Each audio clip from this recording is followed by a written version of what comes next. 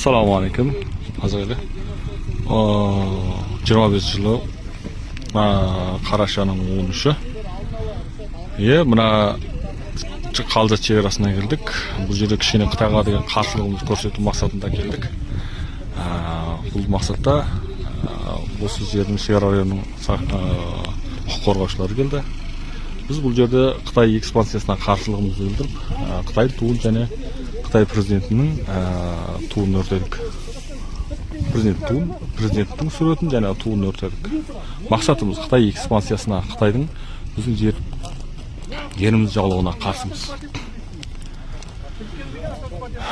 Бәріміз үшін дегенді Нұрсұлтан Назарбаев айтады. Кеудесін көтерген қазақтың бәрі айтады.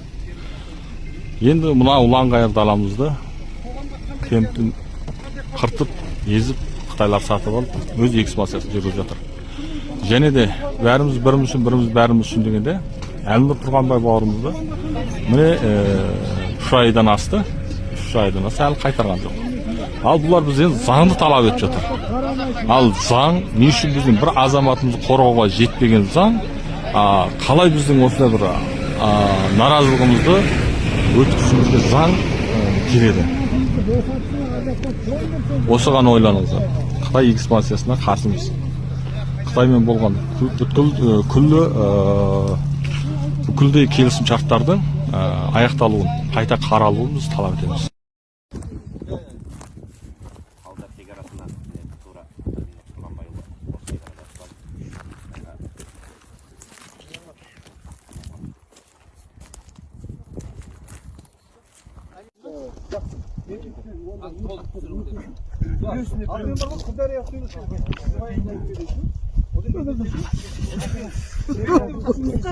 Кеттерің да? Бір мың қорқсан қатып қалдым.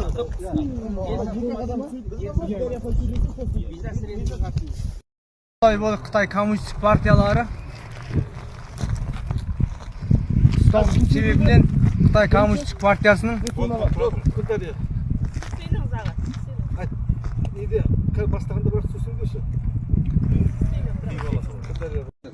Әлнұр Тұрғанбайұлын босасын Қытай! Жазықсыз азаматты! 中国共产党立即释放被无辜关押的哈萨克斯坦公民阿里木努尔图尔干拜，停止对哈萨克族和维吾尔族人民的压制和不公行为，狗日的共产党下台！习近平下台！ Қытай құрып келсін! Мына Қазақстанға Қытайларды қаптатып қойды, құрып келсін Қытай!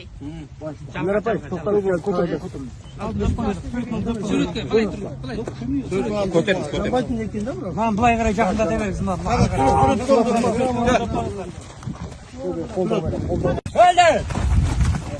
Біз Қытайға қарсымыз.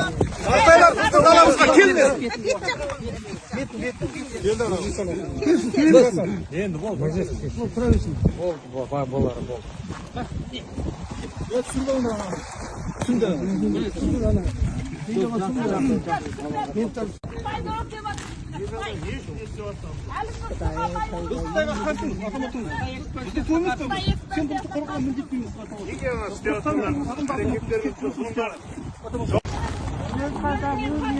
Өз-өзіне жау болған неге сұмдық еңді?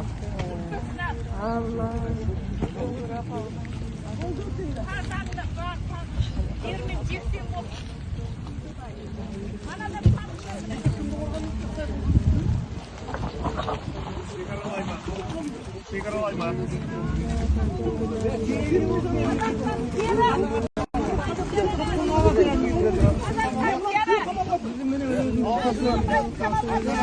Қазақстан азаматы ол.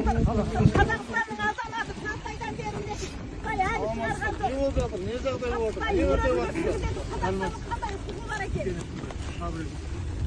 Асықпай айтыңдар, асықпай.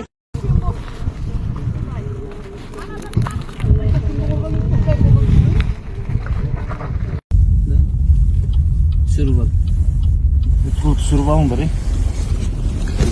Жібермей қойды.